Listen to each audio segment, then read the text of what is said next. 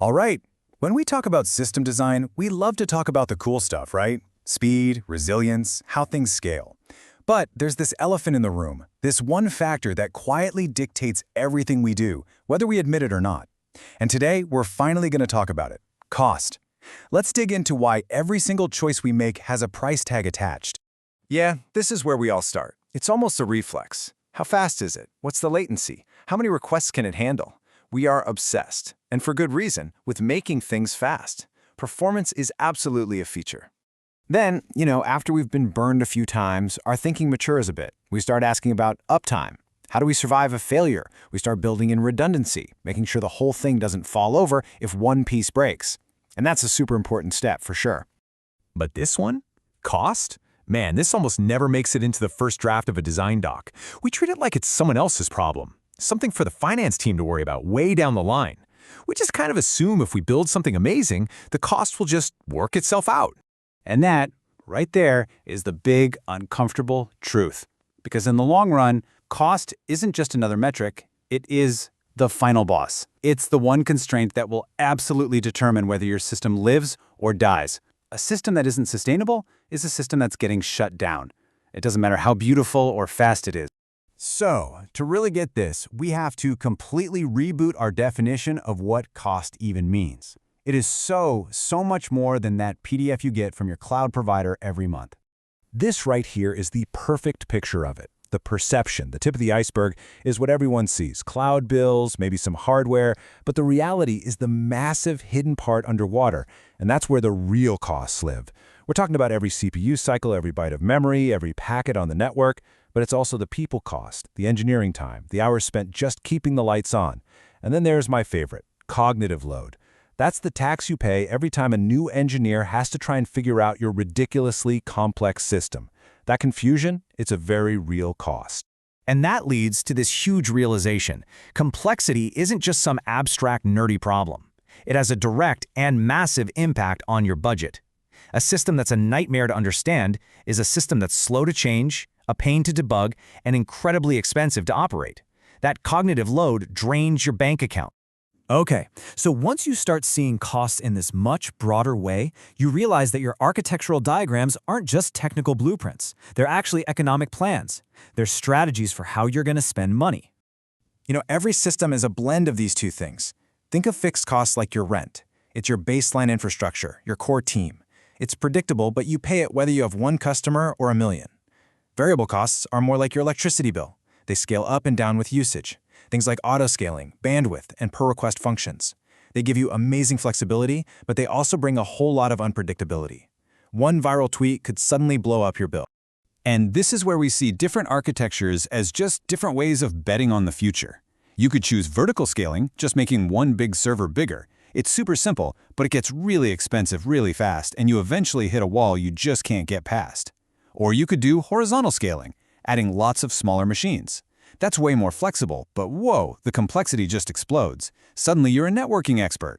And then there's serverless, which is pure pay-as-you-go. Sounds great, right? But things like cold starts have a cost, and good luck predicting your bill at the end of the month. Every choice is a trade-off.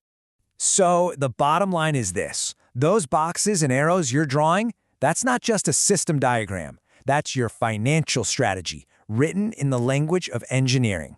Your architecture is your cost model. Now, let's talk about one of the most dangerous traps in all of system design. It's this illusion that some things are so cheap they're basically free. And oh man, this gets so many of us into trouble. Come on, you've heard these before, right? You've probably even said them. I know I have. Just log everything. Storage is cheap. Who cares about an extra API call? Bandwidth is unlimited. My personal favorite, just ship it. We'll optimize it later. And the sneakiest one of all is the one nobody says out loud, that engineering time is free. Every single one of these is a tiny seed that grows into a massive, thorny financial problem later on. This all leads to this powerful idea I want you to remember: complexity interest. It's just like credit card debt. Every time you say, "we'll fix it later," you're not avoiding a cost, you're just deferring it. But that debt doesn't just sit there, it collects interest, compound interest. The system gets more tangled, and the eventual bill to fix it gets bigger and bigger every single day. It's the tax you always have to pay for taking a shortcut. So how do we break this cycle? How do we stop just accidentally racking up debt and start actually designing systems that are built to last, economically speaking? Let's walk through a better way of thinking. You know, systems don't always die in a big fiery crash. A lot of the time, they just slowly bleed out financially. They fail when you get popular, but your costs grow even faster than your traffic. They fail when your logging and monitoring bill is actually higher than the revenue from the service you're monitoring. They fail when you build a fortress with 5 nines of reliability when all the business really needed was a tent. And let's be super clear about this. Building a system that's way more complex or resilient than the business actually needs isn't some badge of honor. It's not a technical achievement. It's a financial failure. You're basically lighting money on fire to solve a problem that you don't even have. So what do? Here are the new rules of the road. 1. Measure everything before you even think about optimizing. You can't fix what you can't see. 2. Connect every cost to actual business value. What's our cost per user? Cost per sale. 3. Choose simple over clever every single time. A simple system is a cheap system to run and change. 4. Design an escape hatch. How do you turn this thing off if it gets too expensive? And 5. Constantly question your old decisions. The right answer a year ago is probably the wrong answer today. This is it. This is the question that should be on a sticky note on every monitor. Before you add that new database, before you chase another 9 of reliability, before you write that clever piece of code, you have to stop and ask, what are we really getting for this, and is it actually worth the price?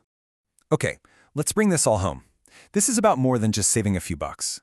It's about fundamentally changing our definition of what a good system really is. The code we write doesn't exist in a vacuum. It runs in the real world. And in the real world, systems are powered by 3 things: money from a budget, attention from real people, and hours on a clock. If you ignore that, you're not designing for reality. For so long, we've been taught that being the best engineer means building the fastest, most mind-blowingly performant system imaginable. We've put speed on a pedestal above everything else. But that's only half the story, and it's the wrong half. Because the true mark of excellence, the real goal, is to design systems that can actually survive out in the wild. Systems that are sustainable, that are maintainable, and that provide value without bankrupting the business. The best systems aren't just fast. They're built to last, and that means they are built to survive economically.